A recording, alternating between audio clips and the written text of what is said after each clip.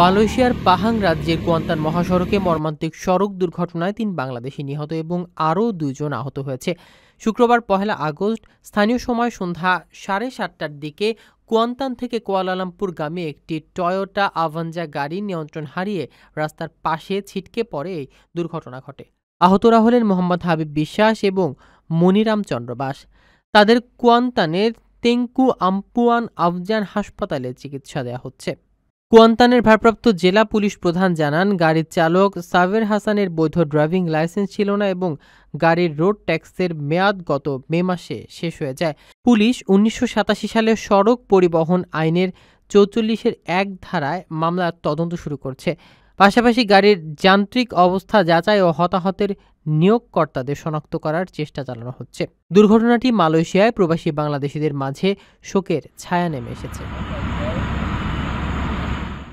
প্রিয় প্রবাসী, আপনার নিরাপদ ভবিষ্যতের জন্য অর্ধেক দামে আজই ফ্ল্যাট বুকিং করুন। ঢাকায় প্রবাসী সিটি দিচ্ছে সীমিত সময়ের স্পেশাল অফার। জমি ও ফ্ল্যাট একসাথে।